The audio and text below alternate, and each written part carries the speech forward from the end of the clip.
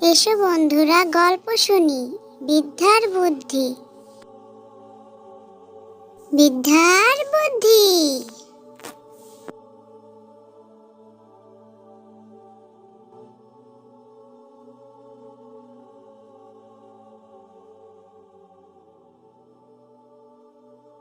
আসসালামু আলাইকুম রহমতুল্লাহ। ওয়ালাইকুম আসসালাম। কেমন আছো বাবা? ভালো আছো?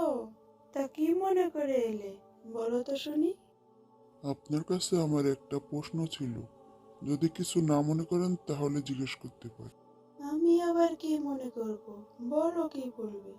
বুড়িমা, আপনার সারা জীবন কি শুধু চরকা ঘোরাতেই গেল, নাকি আল্লাহকে জানার জন্য কিছু সময়ও আপনি পেলেন? মেয়েটা, এই চরকার মধ্যেই আমি আমার আল্লাহকে জানতে পেরেছি। কি আশ্চর্য! তাহলে বলেন তো দেখি, আল্লাহ মজুদ আছে কিনা? প্রতিটা মুহূর্ত, রাত দিন, সব সময় আল্লাহ মওজুদ আছেন। এটা কিভাবে? এভাবে, যেমন যতক্ষণ আমি চরকাকে চালাতে থাকি ততক্ষণ এটা চলতে থাকে, এবং যখন আমি এটাকে ছেড়ে দেই তখন সেটা এ অবস্থাতেই থেমে যায়।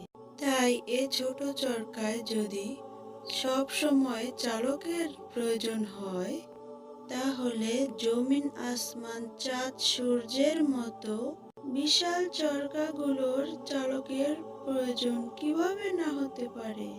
অতএব, যেভাবে আমার কাঠের চরকার একজন চালকের প্রয়োজন, সেরকম আসমান, জমিন, বিশাল চরকারও একজন চালকের প্রয়োজন। আচ্ছা বলেন তো দেখি, আসমান জমিনের মালিক একজন নাকি দুজন? একজন, এবং এর প্রমাণও আমার এ চরকা। কেননা যখন আমি এ চরকাকে আমার মর্জি মোতাবেক যখন যেদিকে চালাই, তখন এ চরকা আমার মর্জি মোতাবেক সেদিকেই চলে। যদি অন্য আর একজন চালক হতো, তাহলে সে হয়তো আমার সাহায্যকারী হয়ে আমার মর্জি মোতাবেকই চলতো।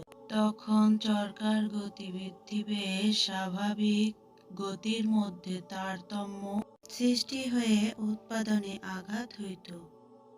আর যদি সে আমার মর্জিও বিপরীত এবং আমার চলনার উল্টো দিকে চলতো, তাহলে এ চরকা থেমে যেত অথবা ভেঙে যেত। কিন্তু এরকম হয়নি, কেননা আমি ছাড়া এটা কেউ চালায় নাই। অনুরূপ, আসমান জমিনের যদি আর এক দ্বিতীয় চালক হতো, তাহলে নিশ্চয়ই আসমানি চরকার গতিবৃদ্ধি পেয়ে রাত দিনের গতিবৃদ্ধির মধ্যে তারতম্য এসে যেত, বা থেমে যেত অথবা ভেঙে যেত। যখন এরকম কিছুই হয়নি, তখন নিশ্চয়ই মনে করতে হবে আসমান জমিনের চরকার চালক একজনই। বাবা, তোমার কি আরো কিছু বলার আছে? বাবা, আপনার জবাব নেই।